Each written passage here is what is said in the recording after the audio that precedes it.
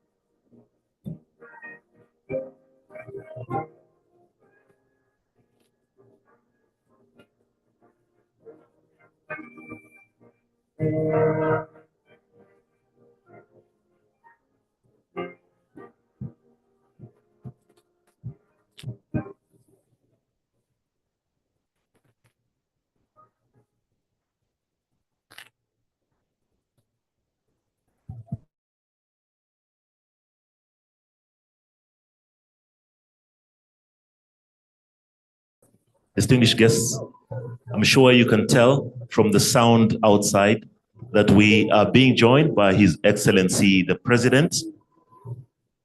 And the sound of music that you hear at the back is our bola dancers.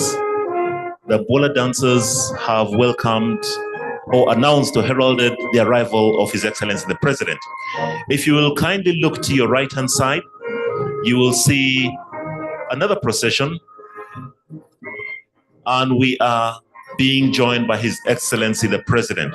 So could I kindly ask that we all rise to our feet, and once His Excellency has taken his stand, we shall have the police band playing the Ugandan national anthem and the East African anthem, and thereafter we'll ask you to remain standing for prayers.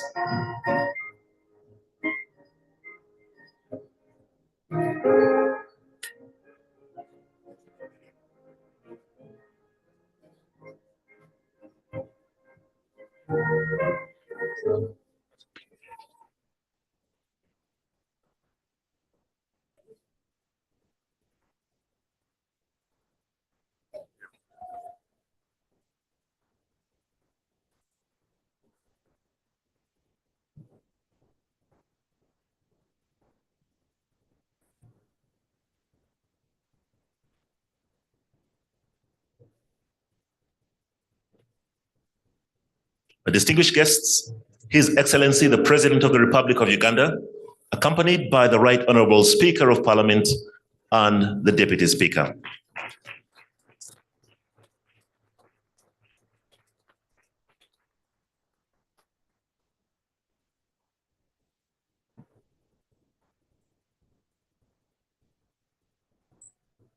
We kindly ask that you stand still for the anthems. Police band, please.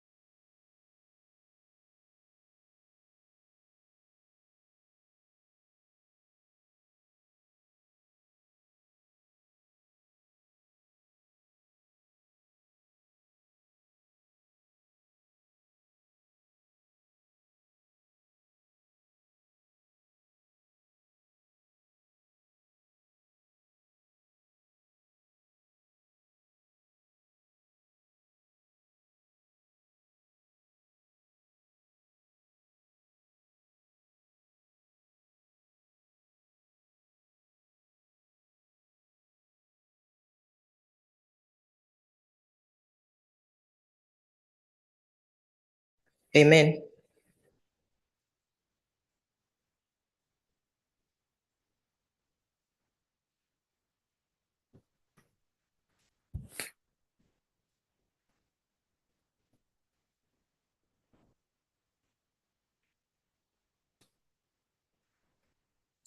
Your Excellency, we are joined in this conference by 33 speakers and presiding officers from the following countries: Barbados, Botswana, Cameroon, Dominican Republic, Ghana,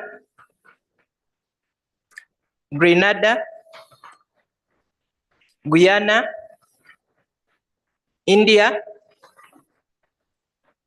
Kenya, the Kingdom of Eswatini, Lesotho, Malaysia, Maldives, Mauritius, Mozambique, Namibia, Nigeria, Pakistan, Rwanda, Singapore, Samoa, Sri Lanka, South Africa, Tanzania, Trinidad and Tobago, Tonga, Uganda, and Zambia.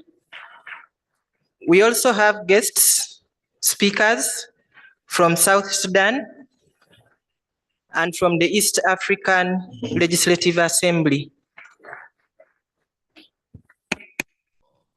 I would like to call upon the Right Honorable Speaker to make her welcome address to the conference.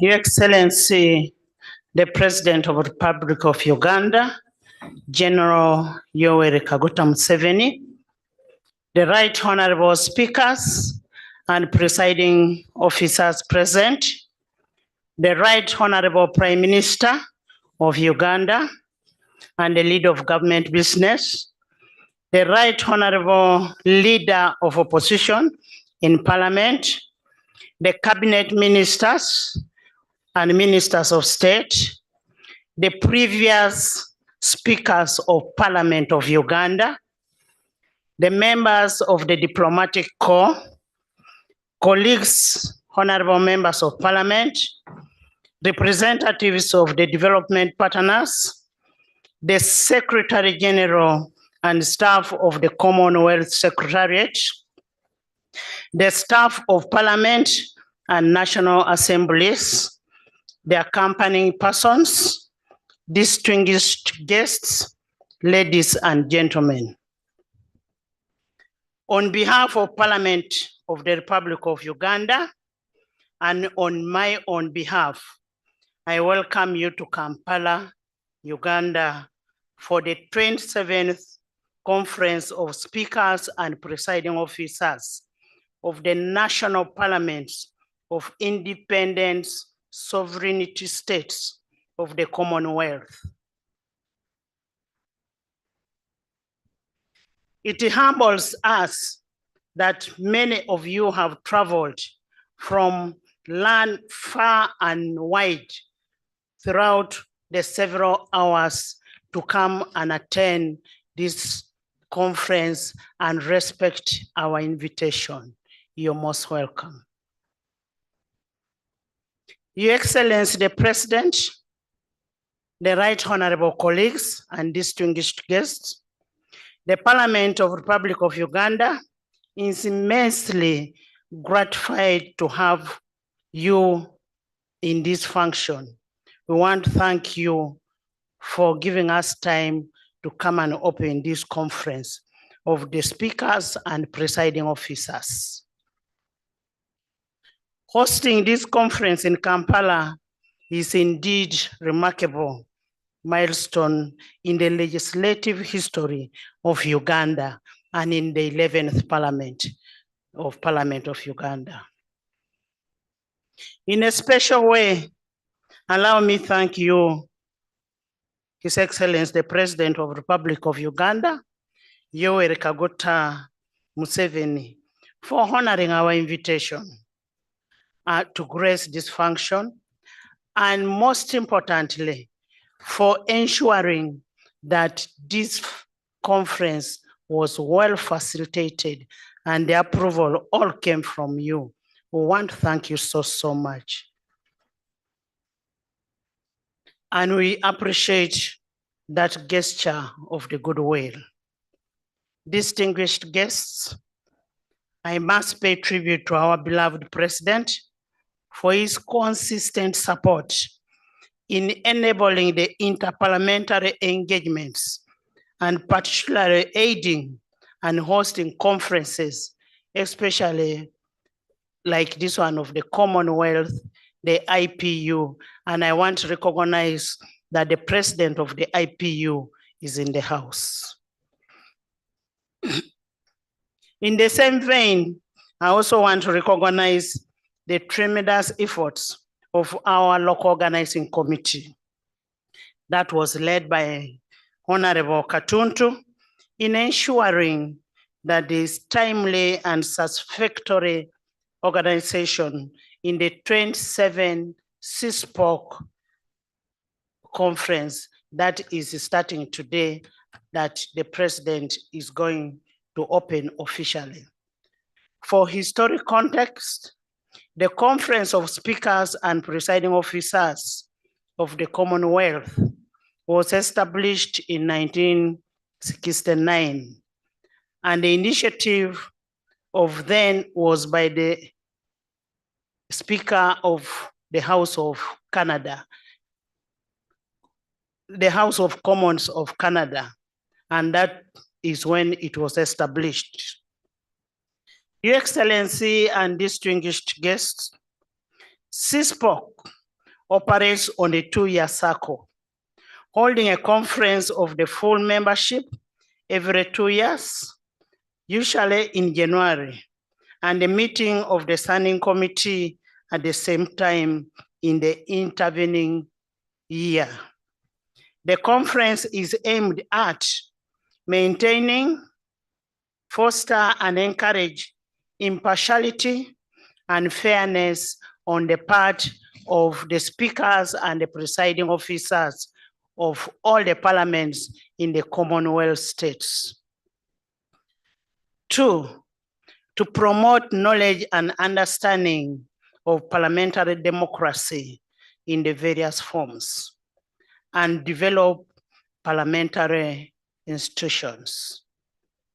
Your Excellency and distinguished guests, the 27th CSPOC in Kampala is therefore in furtherance of the aforementioned objectives, which are in line with the Commonwealth values of democracy, human rights, international peace and security, tolerance, separation of powers, and rule of law.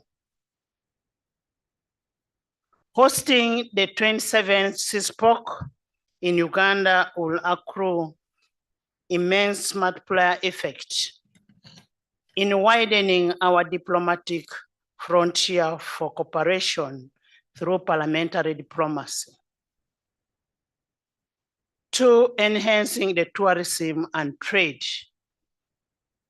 shaping the image of Uganda among the international community of nations, harmonization of legislative and parliamentary practices and procedures, 5, respect for partner states, irrespective of the size, the clout, the values, cultures, traditions, and where we disagree, we must do it respectfully.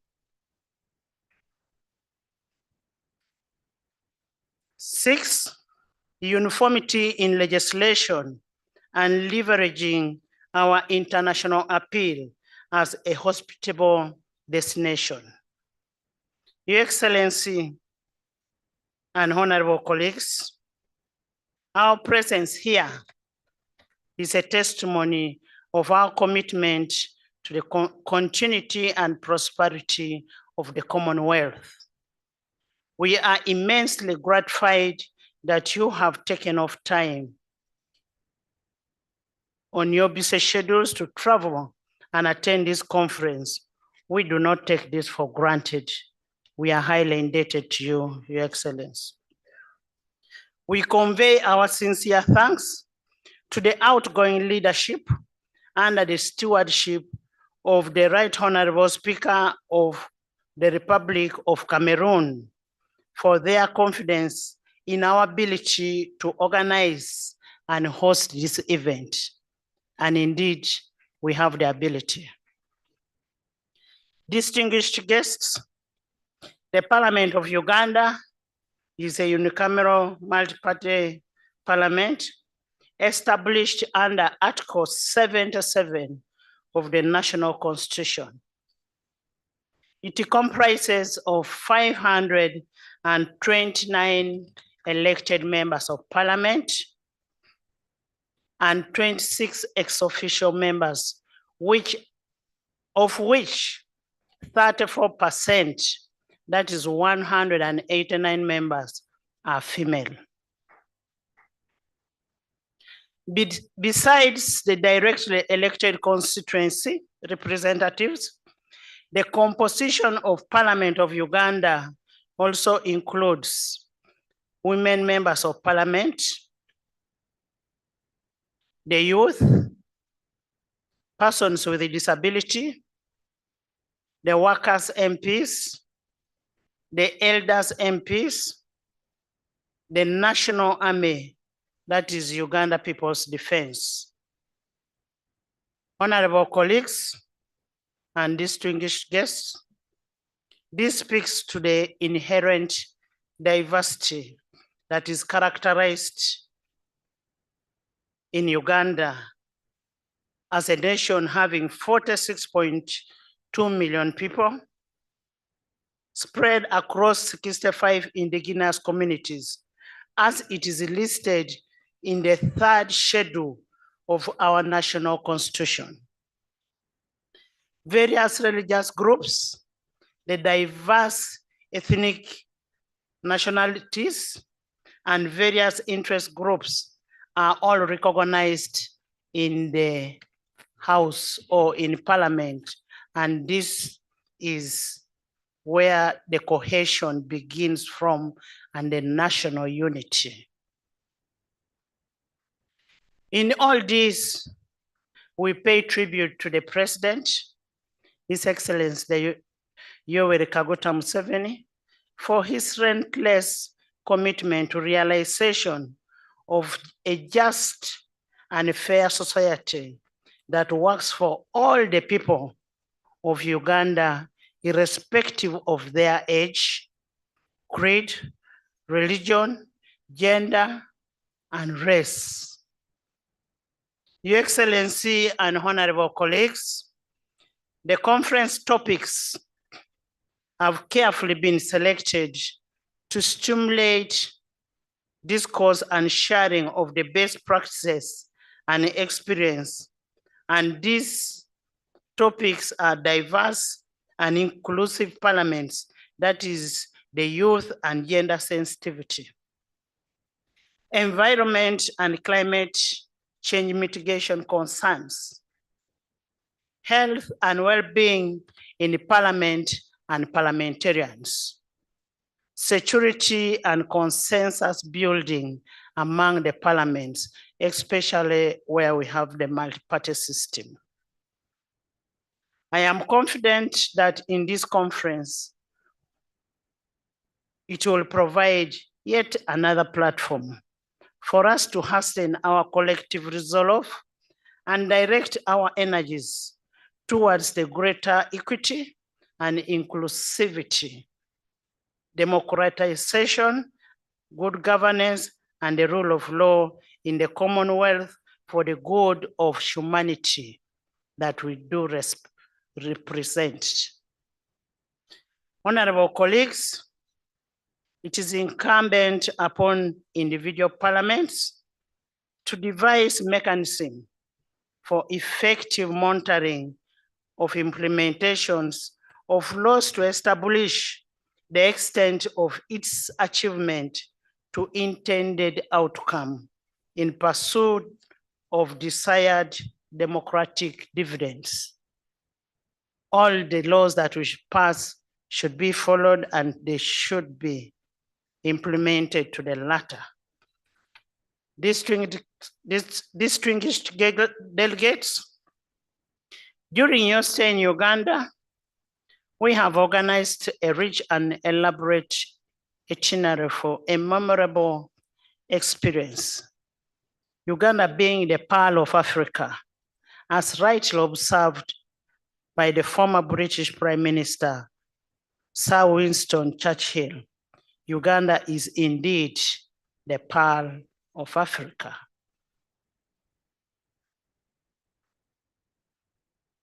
We therefore invite you to enjoy every moment in this beautiful land that is gifted by nature.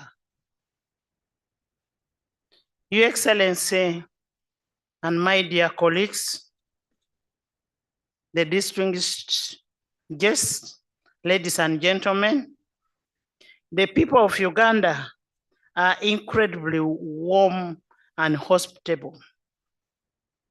Our national parks are well endowed with various species of flora and fauna, including the mammals, reptiles, birds, insects, and other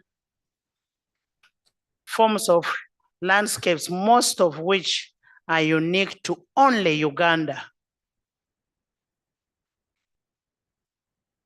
I would request the video to be played for you to be able to see where you are and how unique they are. The country is also blessed with some of the most beautiful ionic waterfalls along the majestic River Nile that I must see before you leave this country. Your Excellency, the President, please accept our sincere gratitude for your immense support towards our success of this conference, and also for personally being here to preside over this opening ceremony.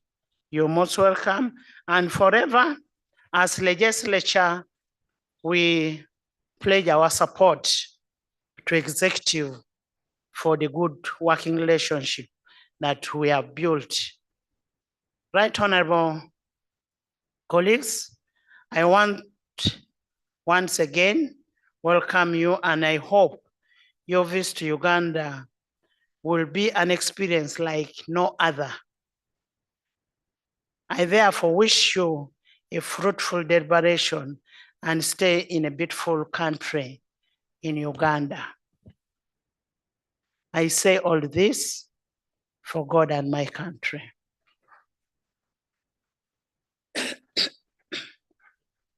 At this juncture, I now take the singular honor of inviting the Fountain of Honor, the President of the Republic of Uganda, His Excellency General Yoweri Kaguta Museveni, to deliver his remarks and officially open the 27th Conference of Speakers and Presiding Officers of the CommonWealth.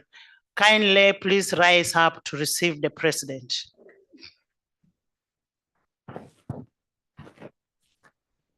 Thank you so much. Sit down, please.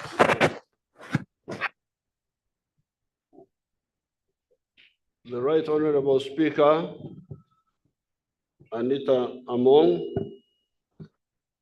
the Right Honorable Deputy Speaker, and the Right Honorable visiting speakers, the Prime Minister of Uganda, and all the distinguished guests. The gist of my remarks is like a slogan. And the slogan is, down with philosophical, ideological, and strategic shallowness. That is the gist of my statement.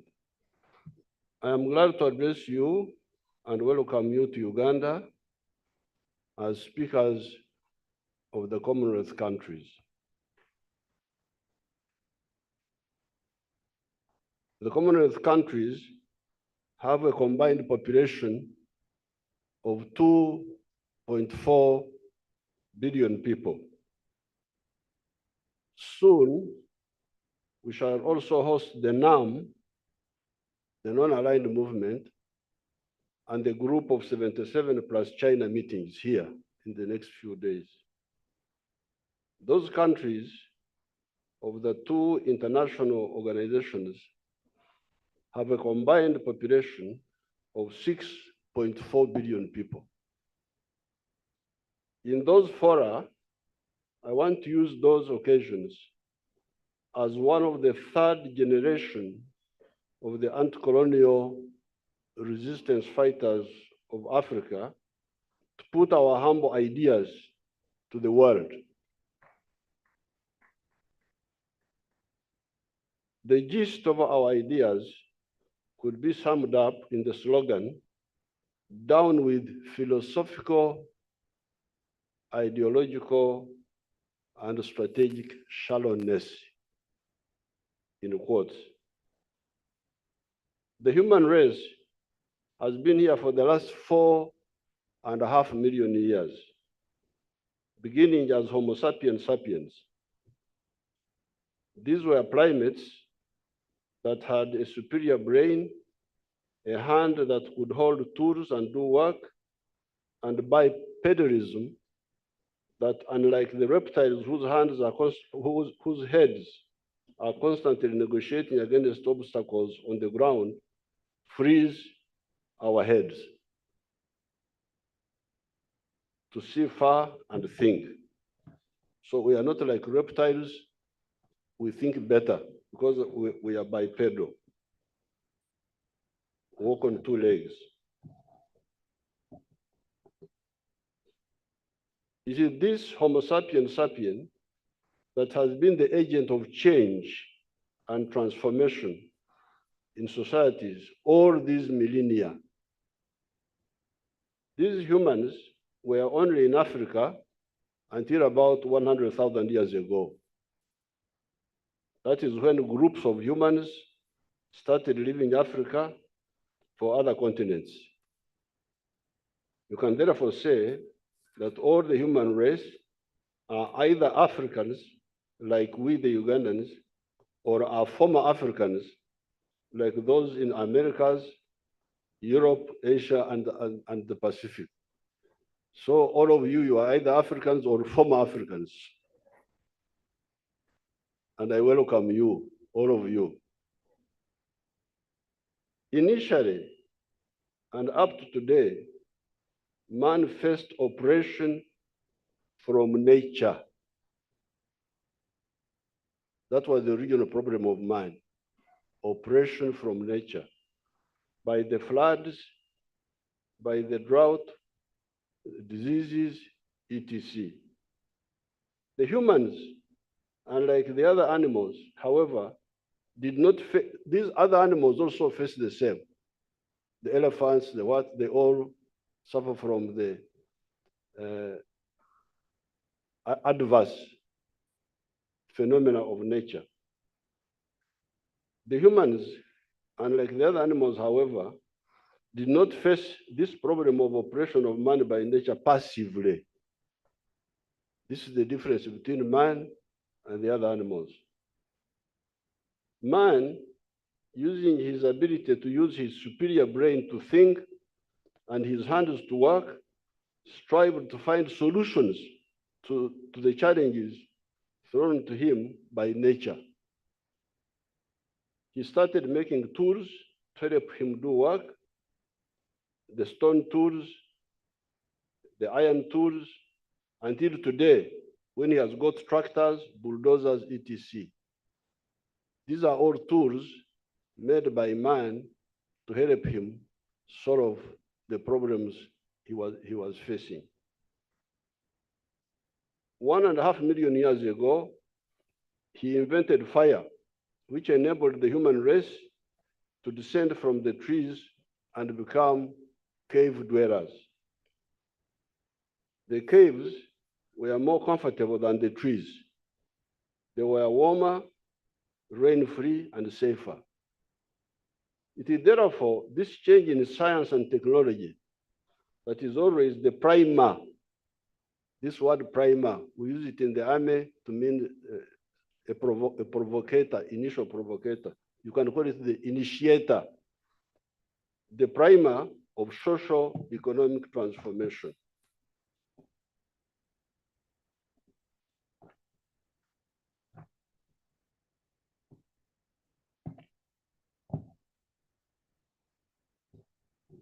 However, along the way, another oppression to man added itself. The original problem of man was oppression by nature. But along the way, another form of oppression added itself. That was oppression of man by fellow men. What is the form of this oppression? It is in the form of the wars of aggression. To kunyaga in our language means to loot. To kunyaga cattle and capture women, enslave, make bahuku, slaves, displace people, ethnic cleansing, colonize, or simply dominate indirectly, even if one does not physically occupy the other person's territory, i.e. neocolonialism and semi-colonialism. Why oppress? It is because of greed. Yet this oppression of man by fellow men is totally unnecessary and is also satanic and pagan. Indeed, St. Paul, in the book of the Acts of the Apostles, chapter 7, verse 26, writes, and this is in quotes, "And he," meaning God, "has made from one blood every nation of men," you former Africans, all of you, you're from one group, "on all the face of the earth, and has determined their pre-appointed times and the boundaries of their dwellings, so that they should seek the Lord." This is what St. Paul says, that we are all from one source, but we were given our lands, each one was given his area and the boundaries thereof. Therefore, for true believers, imperialism and colonialism and expansionism by force were criminal and satanic.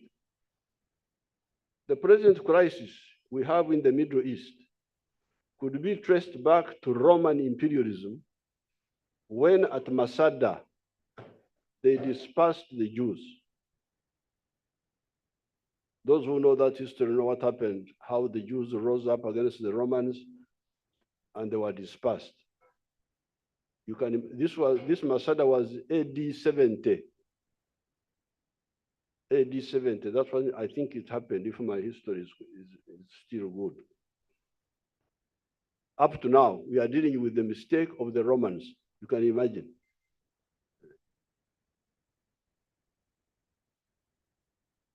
What were the Romans doing in the Middle East? The present crisis, the first white man to come through our areas was Huntington Speke. He was an army officer from Britain, and his friend Grant in 1862. Here we had never seen any non-black person until 1851, when an Arab called Ibrahim came here. That was the first non-black person our people ever saw. And they thought he had no skin. They had never seen, they thought he had no skin. Although Grant and Speke were sometimes delayed by some greedy chiefs, they managed to go by land from Bagamoyo in Tanzania all the way to Alexandria in Egypt. These two British explorers went through here, just two of them, peacefully, all the way from Tanzania up to Alexandria in Egypt.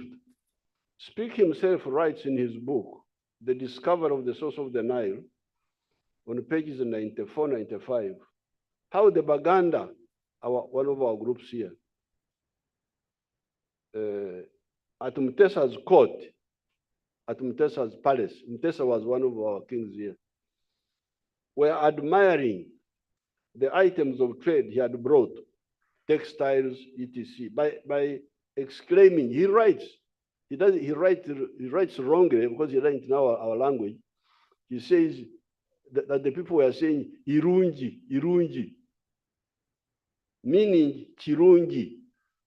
It is good. So the people were appreciating the products which Speke came with, some of the products like textiles and so on.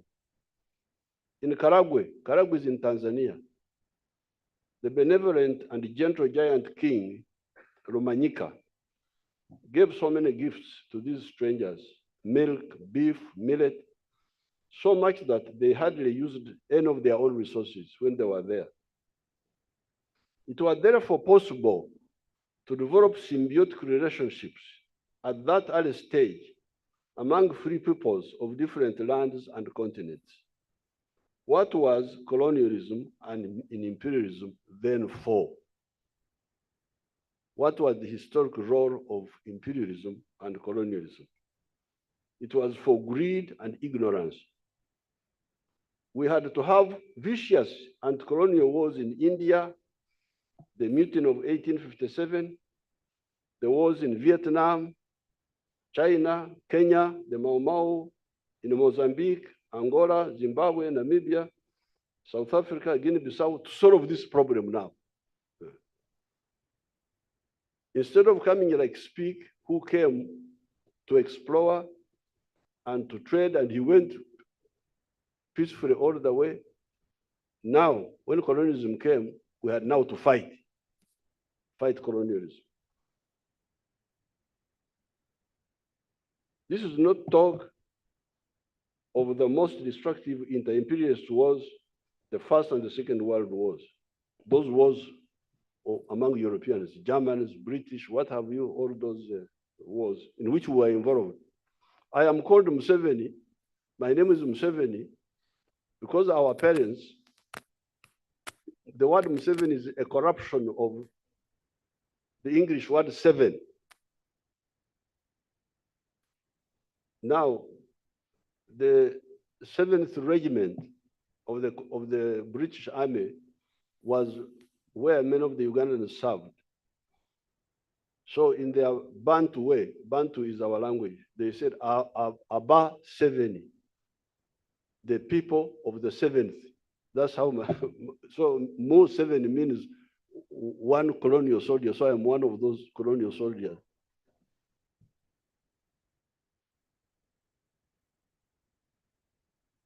Because I was born in 1944, when the first veterans of that colonial, those intercolonial wars were coming back.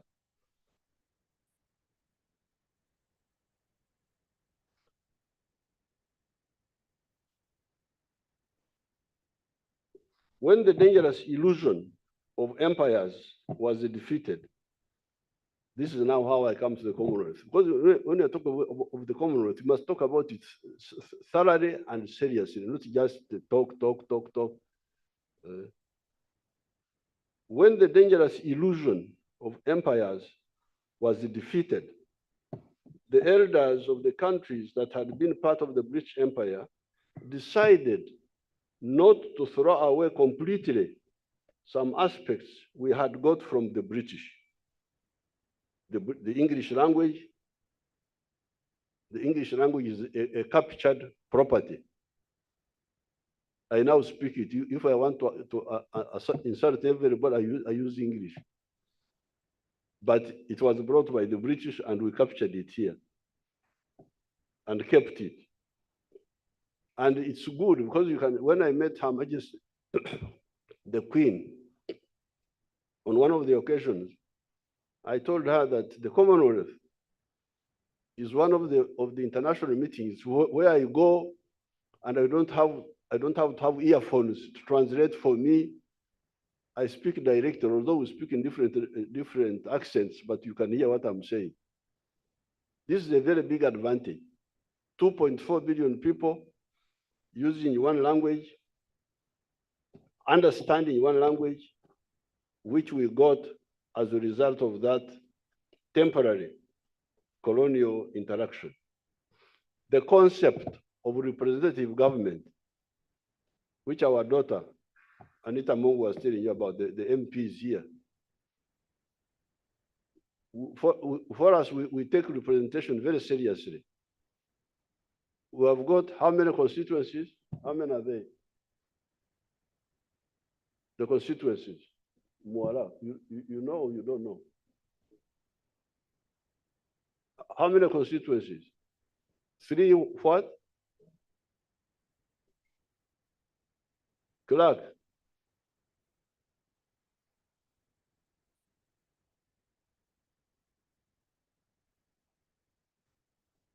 Huh? 314. The constituencies are 314. So if we were to do like they do in many countries, to only have constituencies, how many women do we have now who came from constituencies? They are 14 or what? Huh? 14. Now you can hear. The constituencies are 314, where everybody competes. But out of the 314, only 14 are women who defeated men and everybody else.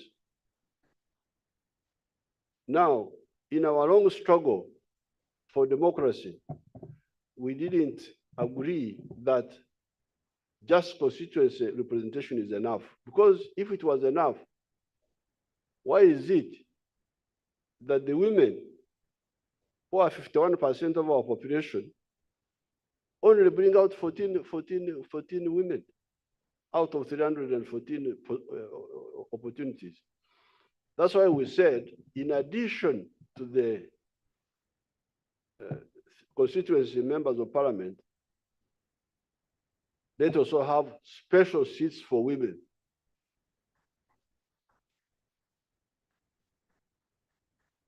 From each district, the districts are, I think they're 130 something now.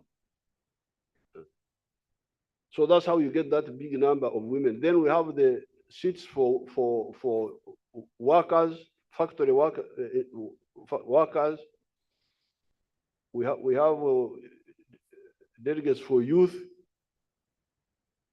and so on. So this concept of representative government, the British brought it to us, and we liked it and expanded it. Separation of powers, mutually beneficial economic interactions, trading together. So therefore, although we resisted the nonsense of imperialism, which we think is a backward practice, satanic, St. Paul calls it pagan. When we defeated colonialism, we said no, but some good things have come from these people. Let's keep them and let's stay together now as equal people, no longer as colonized and colonizer, but as brothers and sisters.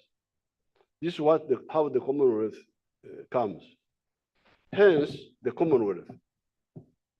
What was problematic could be converted into something beneficial.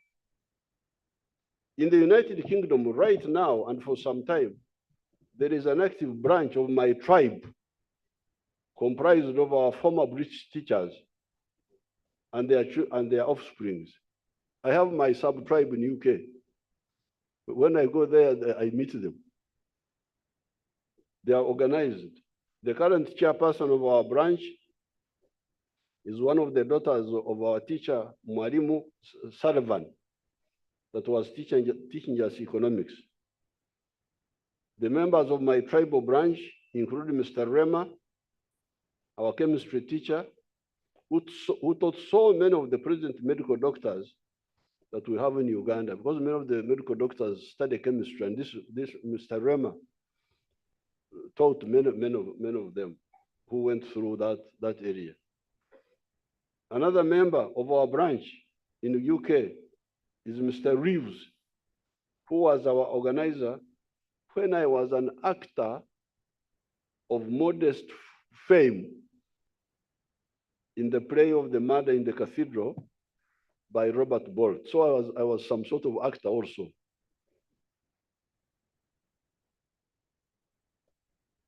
Those interactions between the colonizer and the colonized, although negative for most of the time, had also their positive sides that should be built on for mutual benefit.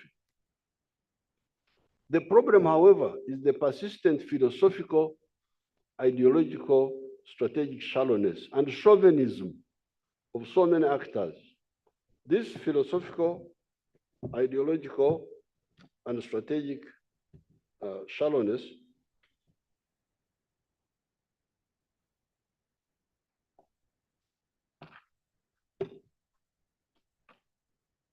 ignores the progress of the human race in taming the natural phenomena that harm man and life, and taming nature to improve the quality of human livelihood. The invention of fire 1.5 million years ago, the invention of iron, the invention of agriculture for crops and then for livestock, the steam engine, electricity, the railway, the automobiles, the aircraft, automation of factories, vaccines, AI, and artificial intelligence, etc., have shown that the quality of life of man can be improved greatly and exponentially by those human innovations, irrespective of the social systems they live under. Instead of using this human progress for the benefit of all, some actors, out of greed and philosophical, ideological, and strategic shallowness, miscalculate and seek to monopolize knowledge and also use knowledge to oppress others. Example, the iron tools were used for oppression. The gunpowder, the aircraft, the nuclear weapons, the rockets, etc., were used for the same. The greed is a miscalculation. Because if you try to use knowledge to oppress others, they also strive to acquire knowledge to catch up with you and defeat you. It's such a waste of time. Why do you want to oppress me? Because I will counter-organize. This is why empires collapsed, all of them without exception. There's no empire which has ever survived. You can recount all of them because they are essentially evil. Empires are evil.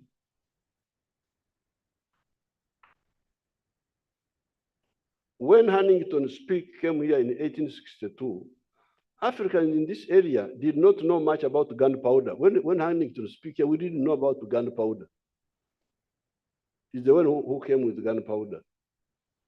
Indeed, by 1900, the whole of Africa had been colonized because of gunpowder, except for Ethiopia.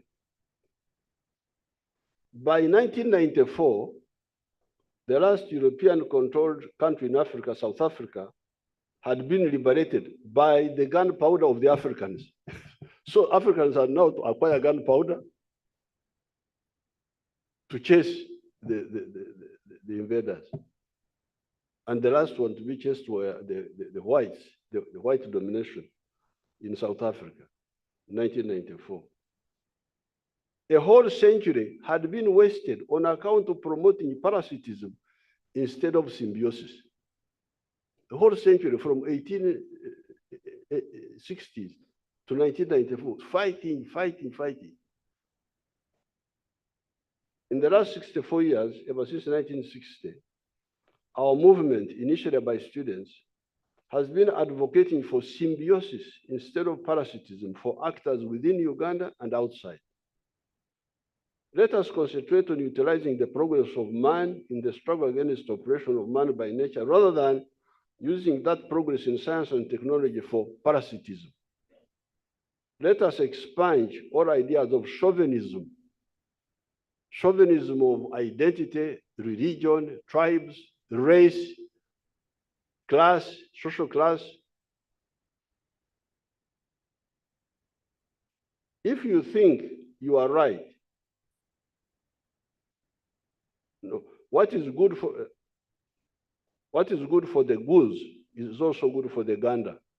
This is one of the English proverbs. What is good for the goose is also good for the gander. What is good for you is good for everybody. If you want freedom, if you value freedom, then you should value the freedom of everybody.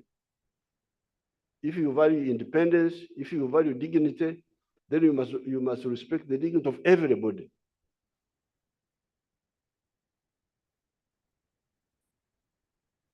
Stop manipulations and lectures to the societies that are different from yours.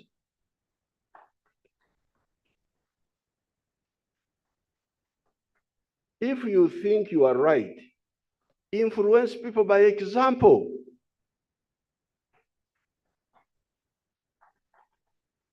If you think you are right, influence people by example.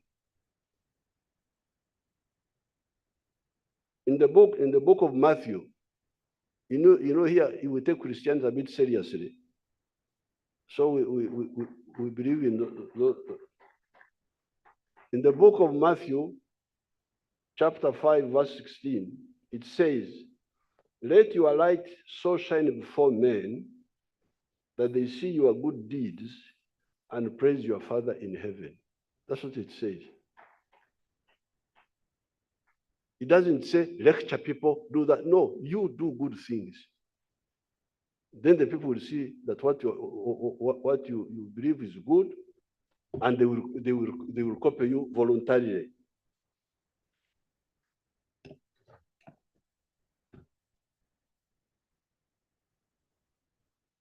With this posture, the world will be peaceful and the progress will be rapid. The Pope failed to maintain Catholicism over Europe by force, in spite of the wasteful 30 Years' War and the Spanish Armada of 1588. You know, when Henry VIII of UK wanted to marry another woman, and then the Pope tried to dictate, and then there was a split. Then instead of saying, okay, if you want to live Catholicism, you are free, the Pope tried to impose Catholicism, to maintain dominance of Catholicism in Europe by force. What was the result? 30 Years' War, the Spanish Armada. And he failed. He couldn't. He failed. Metternich of Austria-Hungary failed to stop the rise of capitalism and bourgeois ideology that had been started by the French Revolution in 1789. This man, Metternich, was a feudalist. So he saw the French Revolution as a threat. Then he thought he would stop it by war. And what was the result? Big problems for Europe. The Napoleonic Wars. The 14 intervention powers in Russia, when Russians took over, Russia was taken over by communists. Some countries wanted to stop communism by force, and they intervened. The 14 intervention powers in Russia failed to stop the spread of communism. Why fight ideas they are beneficial. Adam Smith helped us by clarifying the ideas of the free market in his book, The Source of the Wealth of Nations of 1776, exposing the mistakes of the physiocrats and the bullionists. The former believed that agriculture is the only source of value, and the latter believed gold was the source of wealth. And Adam Smith helped the world greatly, and Europe in particular. Although the ideas of Adam Smith helped the free market by clarifying the role of specialization, division of labor, free enterprise, and exchange, they had not, and maybe could not have done so, foreseen the limitation of their ideology when it came to aggregate demand and the role to be played by the state. That is how Maynard Keynes comes in after the capitalist crash of 1929. Yet Karl Marx had pointed out the importance of central planning.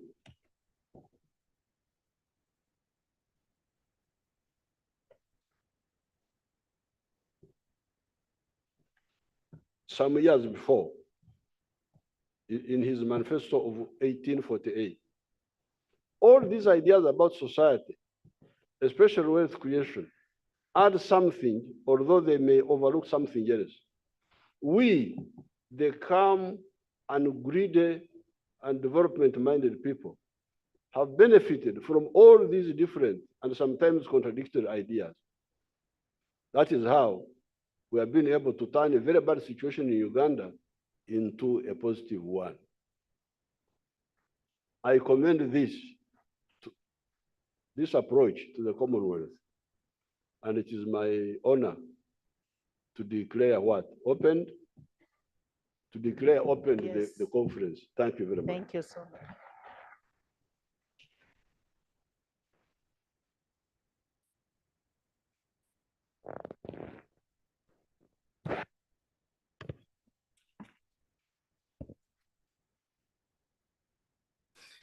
Your Excellency, on behalf of the speakers and the presiding officers who are present here, I want to extend our gratitude to you for delivering an inspiring and an insightful speech.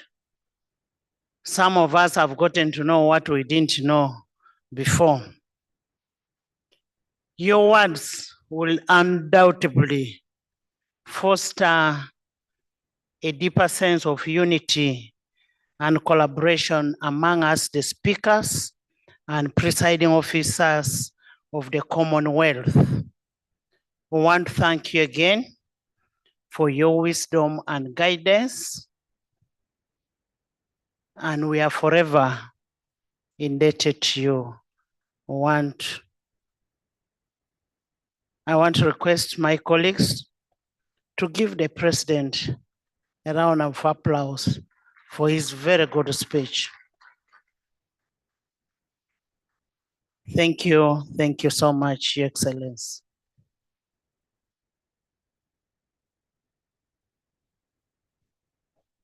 The anthems.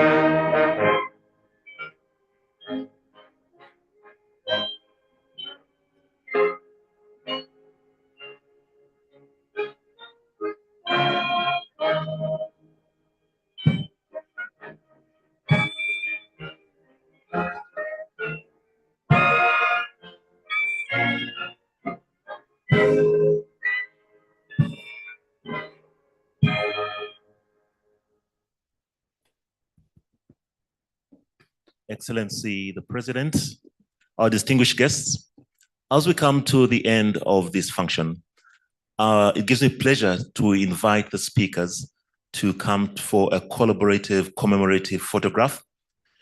And as we prepare for the photo, we shall kindly ask that His Excellency the President and the Speaker will wait until the speakers are organized on the podium and then join them.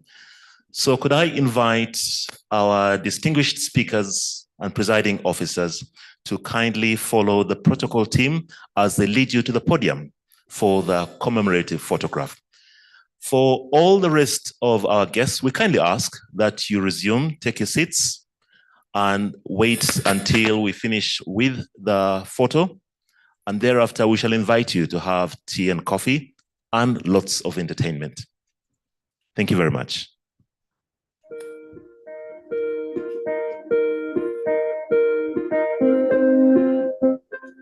Uganda, home to high glaciers and the valley of 9 lakes located in the mystical snow-capped mountains of the moon, also known as the Rwenzori mountain range, extending over 5,000 meters at the Margarita summit, Africa's third tallest peak. Home to Lake Victoria, the world's largest tropical freshwater lake on the continent of Africa, producing 1 million tons of fish a year and employing thousands and supporting the livelihoods of millions. Home to the source of the Nile, the longest river in the world and source of adrenaline, your go-to for whitewater rafting, kayaking, bungee jumping, tubing, quad biking, and sunset cruises. Home to the Murchison Falls, where the waters of the Nile with a loud crashing sound squeeze through a narrow gorge, turning into the world's most powerful waterfall. Home to 20 primate species, the highest concentration of primates on the continent of Africa. Home to a total of 1,000